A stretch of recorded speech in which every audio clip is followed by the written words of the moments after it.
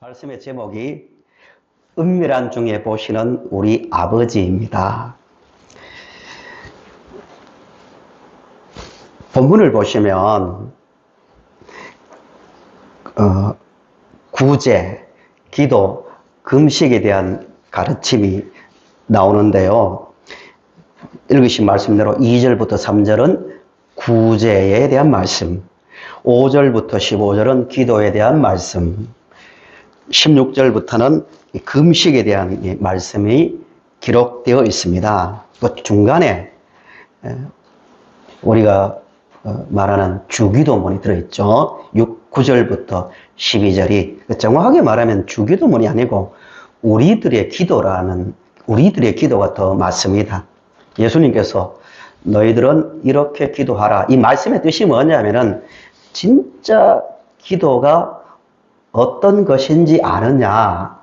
이렇게 하는 것이 진짜 기도다. 이 틀에서 벗어나면 참된 기도가 아니라는 가르침입니다. 그 내용은 다음 시간에 전하고요. 오늘은 구제, 기도, 금식에 대한 말씀을 보도록 하겠습니다. 마태복음을 보실 때 정말 주의하셔야 될 게 뭐냐면요. 전체 흐름을 이해를 하셔야 돼요. 아니면 그냥 도덕적이고 어떤 신앙생활에서 어떤 단순한 교훈적인 말씀으로 받기가 쉽습니다. 전체에서 뭘 말씀하고 있으신가를 잘 보셔야 돼요. 그래서 구제, 기도, 금식의 말씀을 같이 다루려고 합니다. 본문을 이해하시려면요. 한 가지 이야기를 하고 계시는데 반복되는 말씀을 잘 보셔야 됩니다. 그 내용이 뭐냐면은 사람에게 보이려고 하지 말라. 그 말씀의 마지막 부분에 꼭 반복되는 말씀이에요. 말씀 이해를 위해서 다시 한번 보실까요? 1절을 보세요. 시작이 어떻게 됩니까? 사람에게 보이려고. 그 다음에 2절에도 그러므로 구제할 때 외식하는 자가 누구에게? 사람에게 영광을 받으려고. 5절로 내려오겠습니다. 또 너희는 기도할 때 외식하는 자와 같이 하지 말라. 그들은 누구에게? 사람에게 보이려고. 16절을 보시면 금식에 대한 말씀인데요. 금식할 때 너희는 외식하는 자들과 같이 슬픈 기색을 보이지 말라. 그들은 금식하는 것을 누구에게? 사람에게 보이려고. 그럼 반대되는 말씀이 은밀하게 보시는 아버지입니다. 은밀하게 보시는 아버지. 4절, 6절, 18절에 반복해서 나오는 말씀입니다. 이 당시에 경건하다고 자처하는 많은 사람들이 구제도 했고 기도도 열심히 했고 금식도 했는데요. 심지어 금식을요 일주일에 2번씩 했습니다. 매주 월요일과 목요일 날 금식을 했습니다. 대단한 열심이죠. 그런데 문제는 그들은 누구에게 보이려고 했다고요? 누구에게? 사람에게. 사람에게 보이는 행위를 외식이라고 합니다. 외식. 이 이야기를 길게 다루어요. 계속 바리새인들은 누구는 하고 신랄하게 비판합니다. 회칠한 무덤처럼 겉은 보기 좋은데 속은 썩었다. 속이 중요하다. 이러면서 외식을 강하게 예수님께서 비판하십니다. 외식이 뭔가? 성경 원어 그대로 뜻을 살리면 가면을 쓴 배우입니다. 가면을 쓴 배우. 이중적이라는 거죠. 구체적으로 그 당시에 사람들이 어떻게 외식을 했는가를 보도록 하겠습니다. 2절부터 4절을 먼저 보세요. 구제에 대한 말씀인데요. 구제를 할 때 그들은 사람들이 눈에 잘 띄는 회당과 거리에서 나팔을 불었습니다. 중요한 질문을 해야 되죠. 왜 그랬을까요? 왜 그들은 구제를 하는데 자기들에게 주목시키기 위해서 큰 소리로 떠들면서 구제를 했을까요? 한 가지 이유입니다. 한 가지 이유.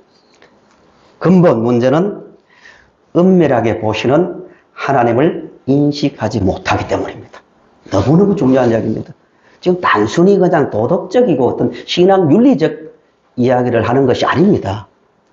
살아계신 하나님, 우리의 아버지를 인식하지 못하면 필연적으로 어디에 빠진다?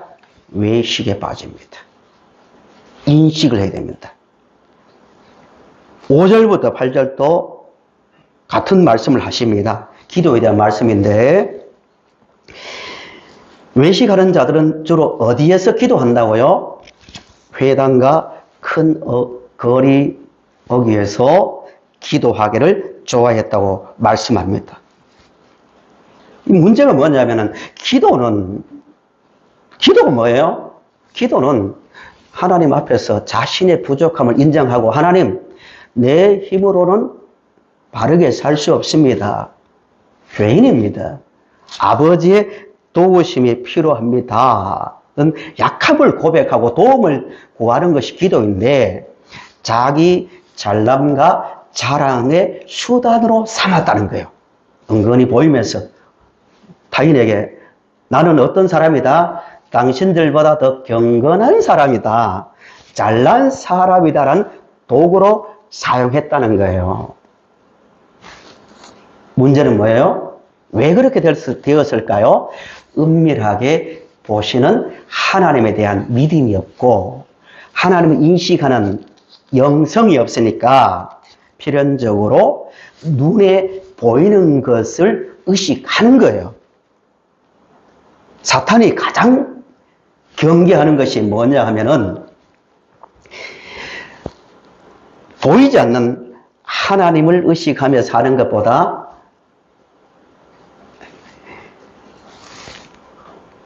반대죠.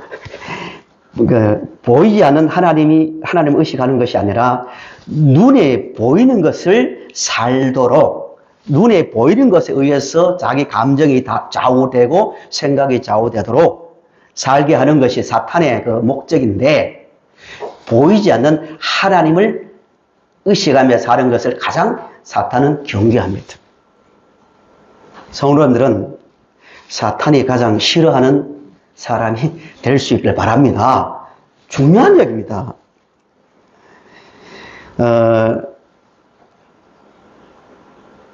하나님을 의식하지 못하는, 특별히 은밀하다는 말을 강조하는 것은 눈에 보이지 않지만 인격적으로 살아계셔서 우리 곁에서 함께 하시는 분, 그런 뜻 아닙니까?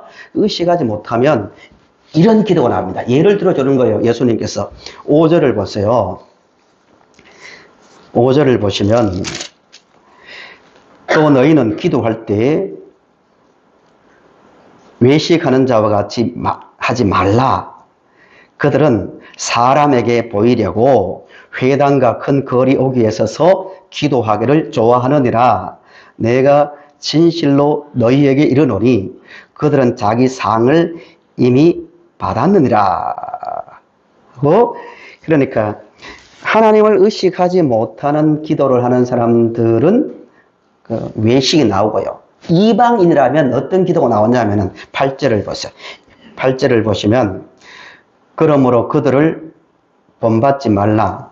7절을 보세요. 7절. 또 기도할 때 이방인과 같이 무슨 기도하지 말라?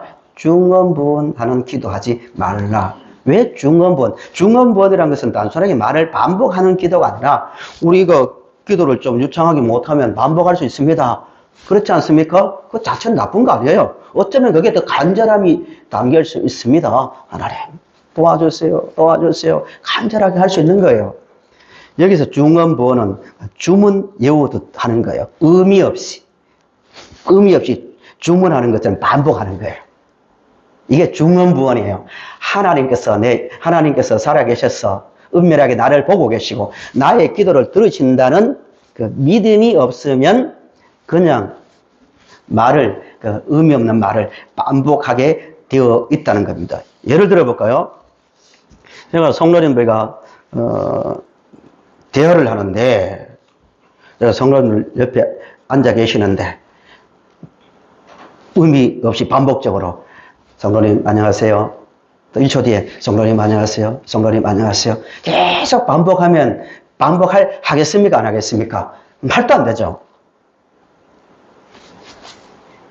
내 앞에 앉아있는 대상이 분명히 살아있다는, 내 말을 듣고 있다는 그 인식이 있으니까 자연스럽게 그냥 대화가 되는 거예요. 그 믿음이 없으면 형식적인 그 기도, 중언부언하는 기도가 나오는 거예요. 말을 많이 하면 속은 시원해지겠지만 그건 믿음이 아니라는 겁니다. 얼굴 한 번도 못 본 사람과 전화 통화를 하는데 중언부언합니까? 아니잖아요. 말을 합니다. 왜? 듣고 있으니까. 이게 바른 기도라는 겁니다. 예수님의 가르침은 철저하게 하나님을 인격자로, 살아계신 인격자요, 옆에서 듣고 계시는 분으로 믿고 그 행위를 하느냐 아니하느냐를 말씀하고 계시는 겁니다. 금식, 16절의 금식에 대한 말씀도 똑같은 이야기입니다. 외식하는 자들은 금식할 때 사람들에게 보이려고 흉한 얼굴을 하고 슬픈 기색을 띠며 금식했다고 말합니다. 그래야 뭐예요? 나는 당신들보다 더 경건하기 때문에 이렇게 한다. 그래서 자기가 높아지려고 하는 거 아니에요. 자기 상을 받기 위해서 하는 거예요. 그들의 문제는 기도가 같죠. 하나님, 정말 하나님의 도움이 아니면 저는 살아갈 수가 없습니다. 하나님의 은혜가 아니면 내 생명도 유지할 수 없는 연약한 존재입니다. 도와주세요. 약함을 고백하는 게 금식인데 자기 잘남과 강함을 과시하는 수단으로 삼았다는 겁니다. 이게 잘못됐다는 거예요. 그러면 또 다른 질문을 우리는 할 수 있습니다. 자신들이 그런 사람으로 보여서 사람들의 존경과 칭찬을 받기 위해서 외식을 하는데요. 왜 그러면 사람들의 칭찬과 주목받는 것을 좋아했는가? 두 가지입니다. 두 가지요. 우리 평생 신앙생활 하면서 이 두 가지를 잘 생각하셔야 돼요. 두 가지 중에 첫째가 뭐냐면은 외식의 근본 원인. 첫째는 조금 전에 계속 드린 말씀처럼 은밀하게 보고 계시는 하나님에 대한 믿음이 없었기 때문입니다. 예배도 마찬가지입니다. 우리가 지금 예배를 드리고 있잖아요. 예배를 드리는데 요한복음 4장 24절을 보십시오. 요한복음 4장 24절. 우리 같이 한번 읽어보실까요? 시작.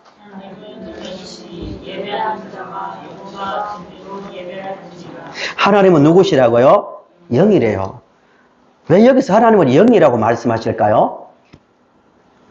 영이라는 말씀은 눈에 보이지 않지만, 예배 드리는 이 순간에 육신의 눈에는 보이지 않지만 실제 어떻다는 거예요? 살아 계셔서 우리와 함께 하고 계시는 분이라는 것을 말하는 겁니다.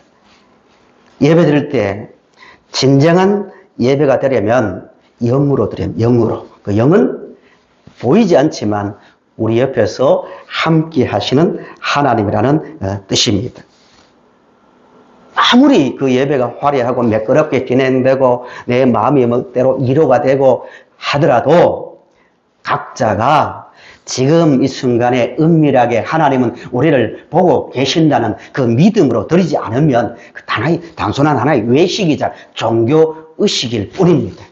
성도님들은 철저하게 하나님께서 은밀하게 보고 계시는 하나님에 대한 믿음을 가지고 예배할 수 있기를 바랍니다. 그렇지 못하면 찬송도 중언부언하는 주문일 뿐이고 설교도 그냥 인간의 강연일 뿐입니다. 하나님은 살아 계십니다. 우리가 예배 드리고 있는데 예를 들면 그렇습니다. 하나님께서 감시 카메라를 여기 설치해 놓고 몇 대 설치해 놓고 보고 계신다면 어떻게 예배를 드릴까요? 어떤 마음으로 드리겠습니까? 하나님은 감시 카메라가 없어도 다 보고 계시지만요. 그 의식의 문제라는 거예요. 믿음의 문제라는 겁니다. 시편 2편 11절에 있는 말씀대로 하나님을 인식하고 의식하고 예배드리면요.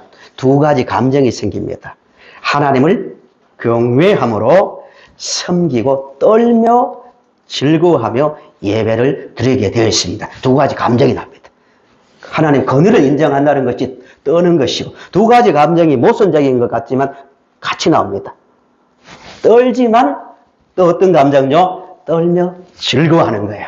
거기에서 용기가 나오는 겁니다. 진짜 용기는요, 하나님께서 내 곁에 계신다, 내 인생을 주관하고 계신다는 그 믿음에서 나오는 겁니다. 그런 예배를 드릴 때 진정한 치유와 회복의 역사가 일어나는 겁니다. 성도님들은 하나님을 인식하며 드리는 참된 예배를 날마다 드릴 수 있기를 바랍니다. 이번 화요일 날 인터넷 신문 기사를 봤는데요. 이런 기사가 올라와 있었습니다. 요즘 불교와 천주교에 신부가 되고 스님이 될 사람들이 너무 부족해가지고요. 통계를 보니까 10년 전에 비해서 딱 반토막 났습니다. 신학생들이 안 들어온다는 거예요. 그래서 고심 끝에 불교는 우리 동남아에서 불교가 많잖아요. 동남아에서 수입할까? 스님들을 모셔와야 되지 않은가? 아주 깊이 그들이 지금 회의를 하고 있답니다. 현실의 문제거든요. 천주교도 마찬가지고요. 우리 기독교는 다를까요? 같은 흐름 속에 있습니다. 20년 전만 해도요, 상상도 못한 일이 뭐냐면은, 신학교의 신학생들이 부족하다는 말 상상도 못했습니다. 20년 전만 해도요. 2000년까지만 해도요. 요즘은요, 한두 개 신학교 놔두고 다 미달입니다. 아무나 할 수 있다는 거예요. 어느 정도, 물론 조건이 되어야 되지만요. 그래서 지방에는 부교육자들이 이제 부족했어요. 구하지를 못하고 있습니다. 이런 현상들이 일어나고 있습니다. 교회도요, 총회마다 통계가 나오는데요. 코로나를 거치면서 수만 교회가 사라졌습니다. 우리나라에도. 그리고 그전에는 작은 교회에서 그냥 복잡하게 신앙생활 할 게 뭐 있냐 하면 대형교회 다 몰려들었습니다. 가만히 있어도 그들은 부흥도 아니지만 숫자의 확산이지만 막 성장했습니다. 그런데 최근에는 소규모 교회뿐만 아니라 대형교회도 줄어들기 시작합니다. 급속도로 빨라질 거예요. 하루가 다르게. 신학교도 지금보다 10년 뒤에는요, 못 구해서 학생들이 없어서 심각한 상태에 빠지는 일이 생길 겁니다. 그 원인은 많이 진단합니다. 처음에는 뭐 이런 원인, 뭐 교회가 프로그램을 개발하고 뭘 해야 되고, 그래 분위기 좋은 뭐 어떤 환경을 마련해야 되고 하는데 거기에 익숙해지니까요, 식상한 거예요. 그것도 한두 번이지. 화려하게 보이고 아주 세련되게 보이지만 몇 년 지나면서 익숙해지니까 지루한 거예요. 그래서 다 떠나는 거예요. 이 문제를 어떻게 극복할까요? 성경적으로 볼 때 한 가지입니다. 하나님에 대한 경험, 하나님의 인재를 각자 인격된 인격으로 체험하는 겁니다. 어차피 이 시대에 그러면 인간의 힘으로 막을 수 없는 거예요. 세상이 좋은 환경 속에 있기 때문에 나는 신앙생활을 더 잘한다. 아닙니다. 절대 그럴 수 없습니다. 말세가 되면요, 더 이런 흐름이 빨라질 거예요. 인터넷 시대가 돼가지고 세계의 문화가 동시에 움직이는 시대가 올 겁니다. 인터넷 시대가 아닐 때는 선진국과 후진국, 빨리 가는 나라와 늦게 가는 나라가 문화가 달랐지만 지금은 세계가 동시에 모든 것을 보고 경험하고 듣는 시대가 되었습니다. 점점 예수님의 말씀대로 신앙생활을 하기에 영적으로 점점 어려워지는 시대가 될 겁니다. 그러나 걱정할 건 없습니다. 전혀 걱정할 것 없는 이유가 우리가 하나님의 살아계시는 하나님을 인식하고 하나님의 임재를 경험하면 되는 겁니다. 내가 만났는데요. 우리 성도님들은, 우리 모든 성도님들은 이 싸움을 해야 됩니다. 세상이 나날이, 세상 풍조는 나날이 갈리고 변하지만 나는 내 믿음을 지키겠다. 내가 알고 있는 하나님, 내가 경험한 그 하나님을 끝까지 붙들고 나는 살겠다는 믿음의 선한 싸움을 싸워갈 수 있기를 간절히 바랍니다. 내 경험이 있으면요, 어떤 환경 속에 놓여도 큰 문제가 되지 않습니다. 참된 경건, 참된 믿음은 살아계신 하나님, 누가 뭐래도 살아계신 하나님에 대한 그 믿음에서 시작되는 겁니다. 마태복음 6장 22절에서 24절을 한번 보시겠습니다. 마태복음 찾아보실까요? 22절부터 24절을 보세요. 전체의 흐름을 잘 보지 못하면 이런 이야기 했다가 저런 이야기 했다가 주제가 막 바뀌는 것 같지만 사실은 한 가지 이야기를 계속 합니다. 뭐 보물이 있는 곳, 보물 이야기도 하고 무슨 금식 이야기도 하시지만 다 한 가지 이야기입니다. 6장 22절부터 24절을 보세요. 앞에 예수님께서 너희 보물을 땅에 쌓아두지 말라 하고 쭉 보물 이야기를 하시는 것 같지만 다 한 가지 이야기입니다. 22절, 눈은 몸의 등불이니 그러므로 내 눈이 성하면 온 몸이 밝을 것이요 눈이 나쁘면 온 몸이 어두울 것이니 그러므로 내게 있는 빛이 어두우면 그 어두움이 얼마나 더하겠느냐. 24절 같이 읽어봅니다. 시작. 한 사람이 두 주인을 섬기지 못할 것이니 혹 이를 미워하고 저를 사랑하거나 혹 이를 중히 여기고 저를 경히 여김이라. 너희가 하나님과 재물을 겸하여 섬기지 못하느니라. 아멘. 22절 23절에 뭐가 밝아야 된다? 눈이 밝아야 된다고. 보물 이야기하다가요 갑자기 눈이 밝아야 된다고 이야기합니까? 영의 눈이 밝아야 누구를 보고 인식할 수 있습니까? 아, 하나님 살아계시는구나. 하나님이 내 인생의 주인이구나. 이 눈이 열려야 된다는 거예요. 그래야만 24절에 나오는 겁니다. 24절. 갑자기 한 사람이 뭐를 말합니까? 두 주인. 하나님을 주인이냐, 하나님이 주인이냐, 내 눈에 보이는 물질이나 세상의 명예나 세상의 칭송이나 세상에 주는 어떤 것이 그것을 주인으로 섬기느냐, 이 두 주인 사이에서 두 주인을 동시에 섬기지 않는다는 겁니다. 보이지 않지만, 영의 눈이 밝아야 보이지 않지만 살아계시는 하나님, 은밀하게 보시는 하나님, 내 인생의 주인이신 하나님, 뒤에 계속 너희는 무엇을 먹을까 무엇을 마실까 염려하지 말아라. 이 말씀이 같은 이야기입니다. 하나님은 내 인생의 주인이다.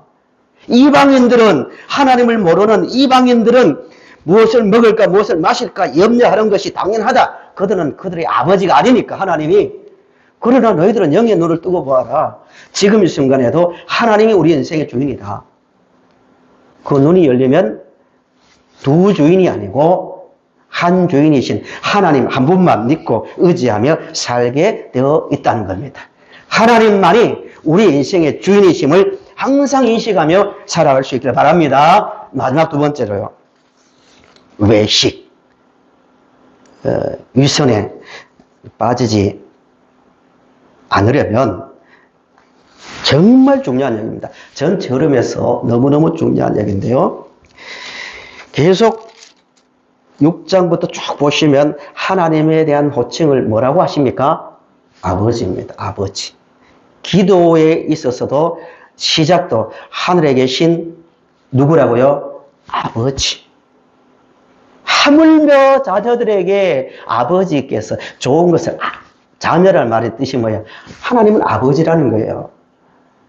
하나님이 우리의 아버지라는 믿음이 없으면 절대로 내면에 만족이 생기지 않습니다. 만족이 없으면요, 영적인 만족이 되지 않으면 필연적으로 육신이나 세상이 주는 것을 통해서 만족하려고 끊임없이 갈등하는 것이 인간입니다.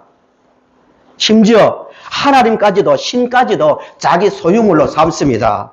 하나님에 대한 열심이 있는 것 같지만 나중에는 거기에서 명예싸움 나고 권력 다툼이 일어나는 이유가 뭐냐면은 하나님을 자기의 소유물로 생각하는 거예요. 하나님을 아버지로 잘 이해 못하면요. 예수님께서 전체 흐름을 계속 이런 말씀을 반복하는데요. 도덕 이야기가 아닙니다. 너희들은 고상한 믿음을 가지려면 겸손하게 사람들이 없는 곳에서 기도하고 사람들 눈에 띄지 않는 곳에서 뭘 하라는 말씀이 아니고 하나님을 진정으로 아버지로 모시면 너희들은 뭐 하게 된다? 만족하게 된다. 그러면 그런 헛된 것 때문에 속상하거나 좌절하거나 아니면 교만하거나 하는 잘못에 빠지지 않는다. 하나님 한 분으로 충분하다. 하나님은 우리의 누구시기 때문에 아버지이기 때문입니다.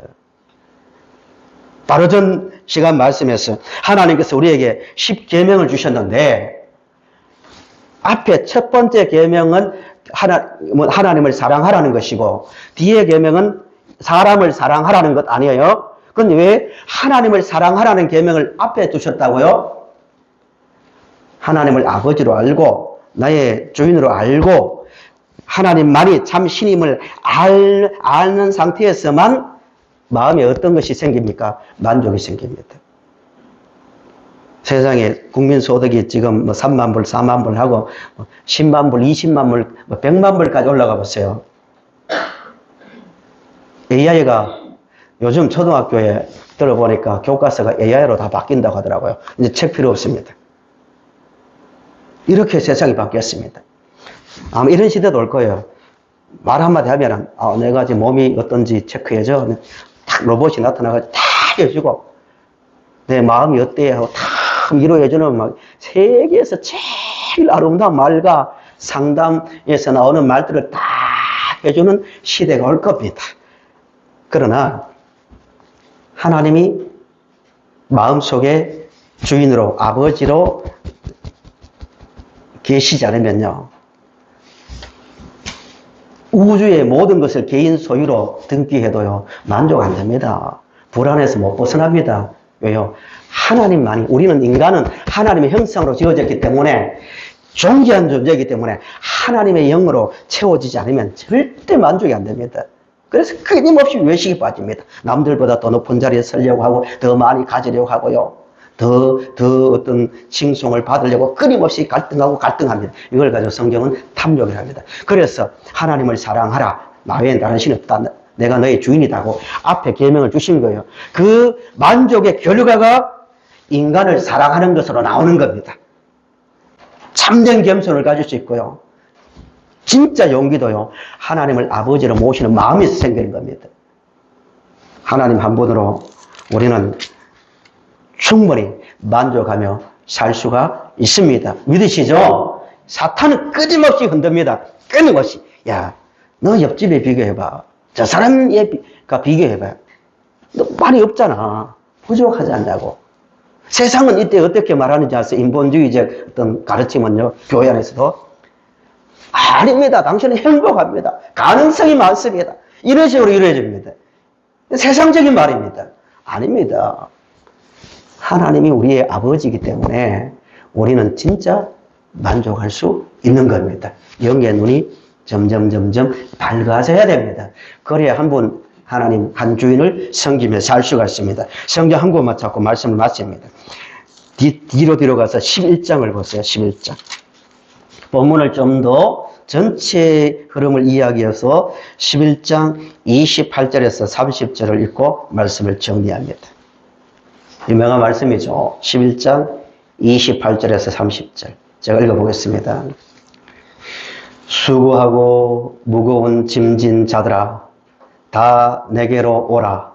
내가 너희를 쉬게 하리라. 마태복음 11장 29절 30절을 우리 같이 주목해서 했습니다. 시작. 너는 마음이 온유하고 겸손하니 나의 멍에를 메고 내게 배우라. 그리하면 너희 마음이 쉼을 얻으리니 이는 내 멍에는 쉽고 내 짐은 가벼움이라 하시니라. 아멘. 질문합니다. 암송하는 유명한 말씀인데요. 예수님께서 내 멍에를 메라 했는데 여기서 멍에가 뭡니까?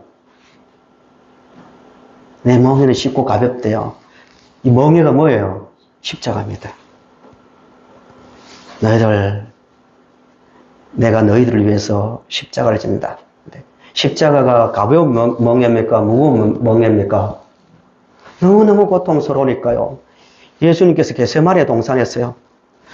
땀이 핏방울처럼 떨어질 정도로 기도했는데 하나님, 할 수만 있으면 이 잔을 내게서 옮겨달라고. 심지어 제자들에게 이런 말을 합니다. 내가 죽게 되었다. 너무 힘든다는 거예요. 근데 어떻게 내 몽에는 가볍고 쉽습니까? 무슨 말씀이에요? 본문과 연결했어요. 마태복음 전체는 이야기를 하고 있습니다. 내가 너희들을 위해서 십자가를 지러 왔다. 왜 십자가를 집니까? 너희들과 하나님의 관계를 무슨 관계로 회복시키기 위해서 왔다? 아버지와 아들의 관계로 회복시키기 위해서 십자가 지러 왔다. 왜 그 진리를 거부하느냐? 너희들은 아무리 노력해도 위선에서 벗어날 수 없는 죄인이다. 내게로 오라. 내게로 오라. 내가 너희들 앞에 와 서 있다.